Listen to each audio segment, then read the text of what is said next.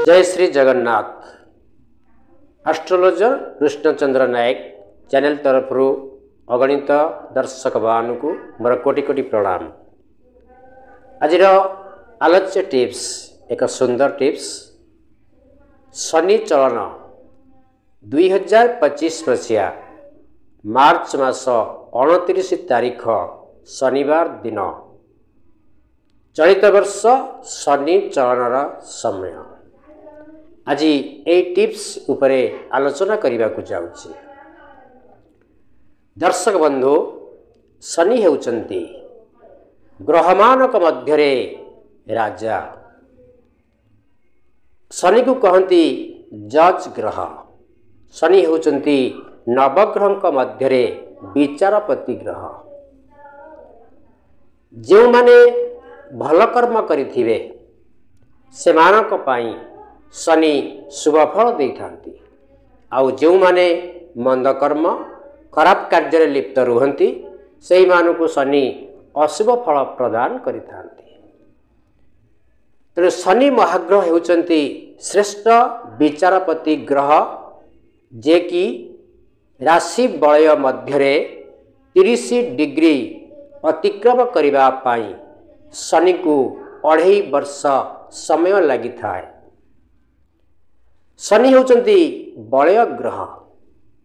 ये ग्रह 30 डिग्री परिक्रमण करिया पाई ताकू सबुठारु अधिक समय लगी थाए। तेणु शनि को आमे लेजी ग्रह बा स्लो प्लैनेट बोली कहि परिबा। तेणु ए शनि चलन यह प्रति वर्ष हुए नहीं, प्रति 2.5 वर्ष रे थरे शनिकर चलन होता है। तेणु शनि चलन आसंता मार्च मास 29 तारीख चलिबा को जाउछंती। एई ग्रह से दिन पूर्व भाद्र नक्षत्र बा 25 बाय मीन राशि बा 25 बाय 12 राशि को सोचार होई गमन करिवे। ए शनि चलनर समय सीमा हेउची रात्र 9:30 समय रे शनि पूर्व भाद्र नक्षत्र मीन राशि को गमन करिवे।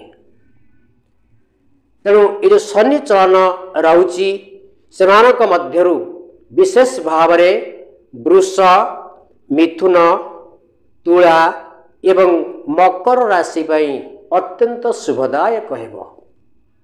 यह व्यतीत मेष, सिंह, धनु, कुंभ एवं मीन राशि पई यह अशुभ फल प्रदान करिवे।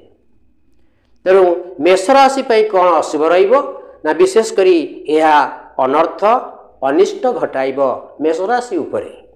द्वितीय रे वृष राशि पई राज सम्मान प्राप्तिर जोग रही अछि।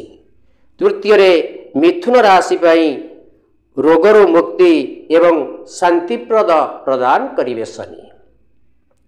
कर्कट राशि पई शरीर पीड़ा एवं शत्रु वृद्धि घटाइबे। यह छड़ा सिंह राशि पई मृत्युवत पीड़ा सहित असम्मान पाइबार संभावना बहुत अच्छी। सिंह पर आसिला तुला राशि। तुला राशि पई अर्थ हानि शत्रु भय देखाइबो। या छड़ा बिछा राशि पई संतान प्रति विपद आसीबो। धनु राशि पई शत्रु वृद्धि करेइबो। मकर राशि पई शत्रु हानि एवं कुंभ राशि पई मृत्युवत पीड़ा सहित विभिन्न प्रकार शारीरिक कष्ट भोगिबाक पड़िबो। मीन राशि पई होउची कोन ना यह धनहानि, मानहानि एवं मृत्युवत पीड़ा सहित शरीर पीड़ा मध्य अति मात्रा रे वृद्धि घटिबो। तेणु ये शनि चलन जेहेतु मार्च मास 29 तारीख शनिवार दिन रात्र 9:30 समय रे पूर्व भाद्र नक्षत्र मीन राशि को गमन करने को जाउछंती। यार प्रतिकार स्वरूप आपण कौन करिवे ना बाड़ी अँलार मूल मन रखंतु।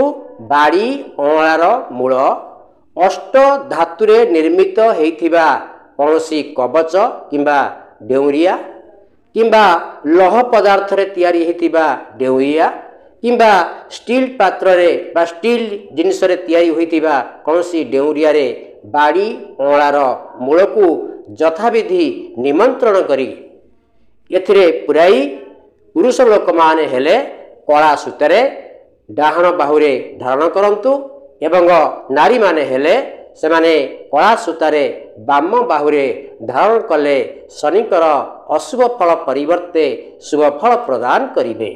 जय जगन्नाथ।